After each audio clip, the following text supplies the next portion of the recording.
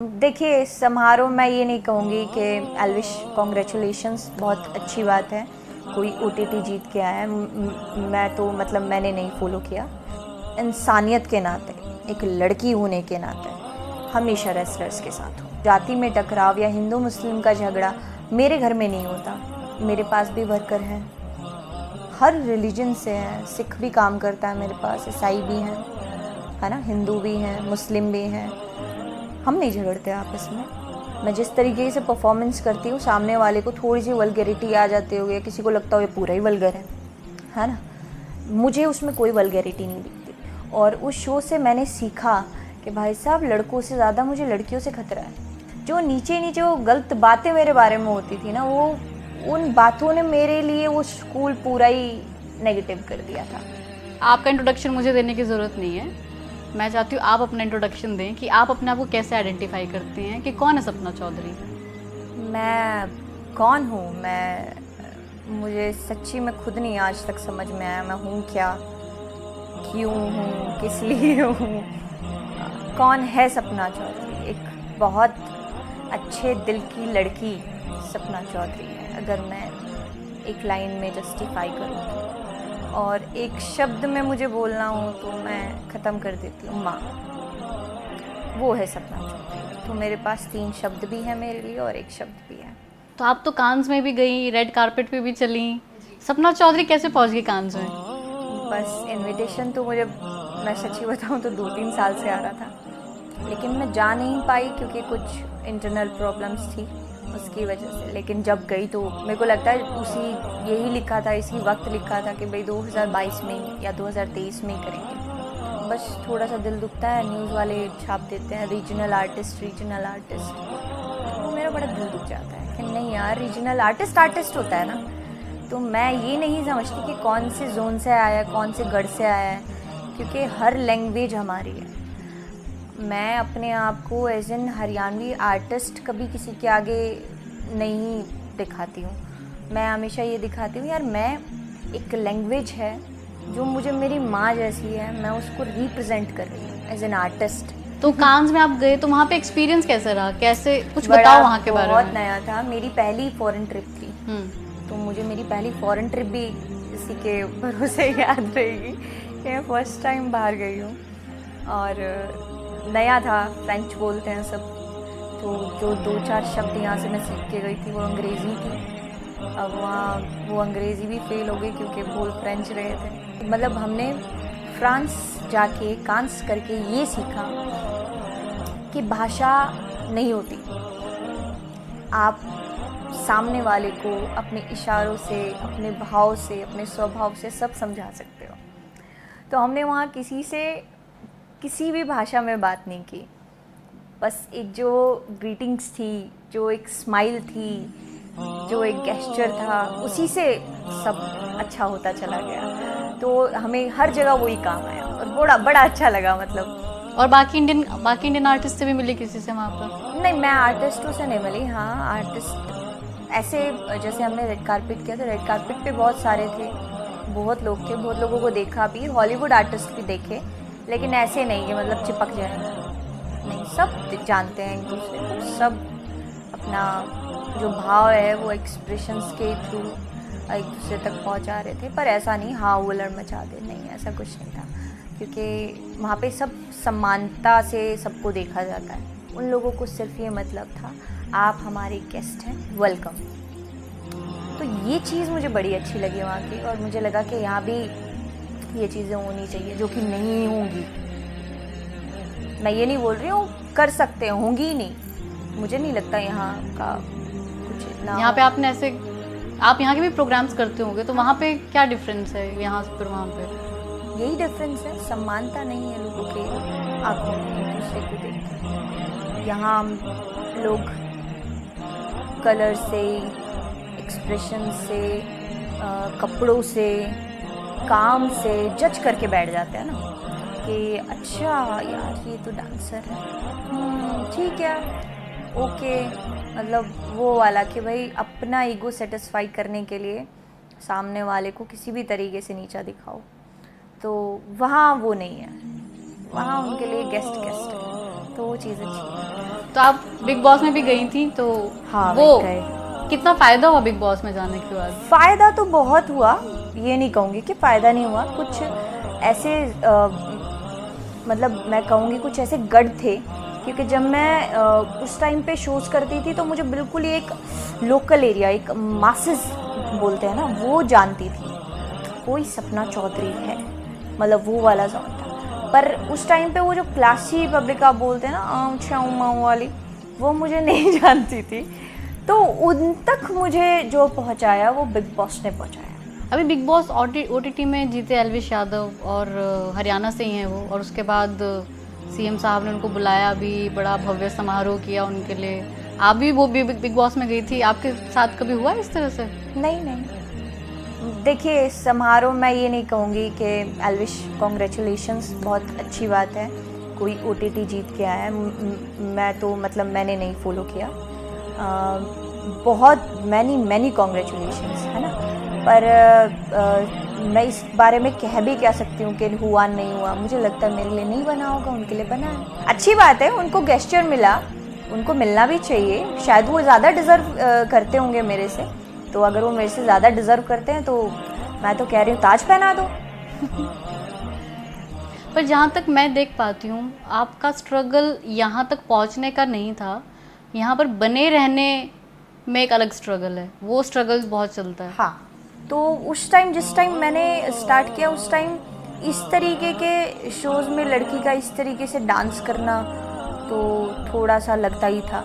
और अगर सबसे बड़ी बात थी कि उस टाइम कल्चर ऐसा था कि जब हम स्टेज पे डांस कर रहे हैं तो ऑडियंस बड़े खुश होकर देख के जाती थी, लेकिन जब 4 लोगों के पास बैठती थी तो उस डांस की प्रशंसा नहीं होती थी, प्रशंसा किसी और चीज़ की होती थी, या अगर बातें करनी थी तो किसी और चीज़ के बारे में की जाती थी। और वो शायद मेरे को लगता है बहुत आहत करने वाली बात होती थी। लेकिन आप सामने वाले को रिस्पेक्ट नहीं दे सकते तो आप डिसरिस्पेक्ट भी देने वाले कोई नहीं हो। तो मेरा स्ट्रगल रहा हमेशा मेरे स्वाभिमान के लिए कि हाँ भाई, मैं करती हूँ डांस और बहुत अच्छा करती हूँ, ठीक करती हूँ, मतलब इतना एक्सट्रीम लेवल का ख़तरनाक भी नहीं करती, लेकिन अच्छा करती हूँ। और आप लोग देखते हो, आप लोग सराहने वाले भी बहुत हैं, लेकिन जो ना सराहने वाले हैं वो क्यों नहीं सराह रहे, वो क्यों वाला मेरे अंदर फैक्टर था। आज मैं उस स्टेज पे हूँ कि कोई क्या बोल रहा है, क्यों बोल रहा है, किस लिए बोल रहा है, किसी को अच्छा लग रहा है तो थैंक यू, किसी को नहीं अच्छा लग रहा है तो भाई साहब आप लिस्ट में ही नहीं हो मेरी ना।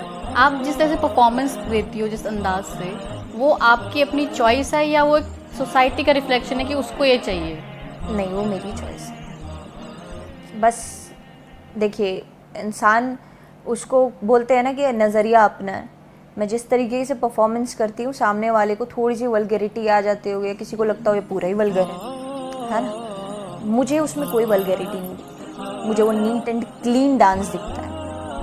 अब सामने वाला उसको जिस तरीके से लेना ले लो, मेरे को कोई फ़र्क नहीं पड़ता, लेकिन मुझे ये पता है कि मैं बहुत साफ, स्वच्छ और इस तरीके का डांस कर रही हूँ कि उसको कोई भी देख सकता है। पहले शायद मैंने थोड़ी बहुत गलतियाँ की होंगी, लेकिन उनको भी मैंने ठीक किया, क्योंकि कर करके ही सीखी हूँ। एकदम से तो वही वाली बात है, भगवान तो हूँ नहीं, वो तो इंसान ही, गलतियाँ तो करूँगी, लेकिन गलतियाँ करके मैंने उनको ठीक किया है, बिगाड़ा नहीं। तो आज जो मैं डांस करती हूँ, जो मैं परफॉर्म करती हूँ, वो पूरी ही मेरी ये कोशिश रहती है कि भाई साहब कोई पॉइंट नहीं कर सकता, और बहुत अच्छे से करते हैं। आप थोड़ा इमेज कॉन्शियस हो गई हैं पहले से, ऐसा है?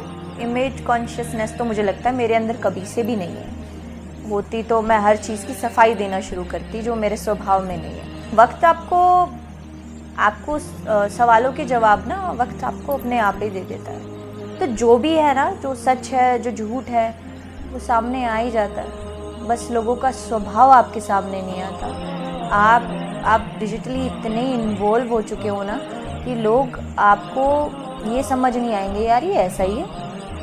मतलब मैंने कई बंदे अपनी पिछली 1 साल में ऐसे देखे हैं जो मेरे सामने कुछ है, अलग है बिल्कुल, और आप उनको फिर स्क्रॉल करके देखो, बिल्कुल ही अलग है। तो समझ नहीं आता कई बार। तो रियल लाइफ अलग है और रियल लाइफ अलग है, बिल्कुल अलग है। समझ नहीं आता। चलो कम से कम मैं ऐसी तो नहीं हूँ। ऐसे ही मैं आगे हूँ, ऐसे ही मैं पीछे हूँ। आपके प्रोग्राम जो ज़्यादातर लोग देखने आते हैं, मर्द ज़्यादा देखने आते हैं कि औरतें भी आती हैं? नहीं, मैंने कभी रेशियो नहीं देखा, ऐसे सेट नहीं किया, पर मुझे ये पता है कि पहले बिल्कुल औरतें आती नहीं थी, अब आती हैं। कभी औरतों के साथ मतलब सामने भी कभी परफॉर्म किया आपने कभी? हाँ, मैंने अभी एक दिल्ली शो किया और वो शायद किटी पार्टी का शो था, उसमें कोई आदमी था ही नहीं, 5-7 हज़ार औरतें थी। और उस शो से मैंने सीखा कि भाई साहब, लड़कों से ज़्यादा मुझे लड़कियों से खतरा है। आदमियों को बोलो कि पीछे हो जाइए, बंदा हो जाता है। वो औरतें तो भैया पता नहीं कौन सा रूप लेके आई थी उस दिन, मतलब वो ना सिक्योरिटी के काबू में, ना मेरे काबू में। आप मानेंगे, मैंने 15-20 मिनट स्टेज पे खड़ी रही हूँ और सिर्फ ये कहती रही हूँ कि प्लीज़ नीचे उतरो, शो तो करने दो, शो तो करने दो। औरतें मानती ही नहीं है।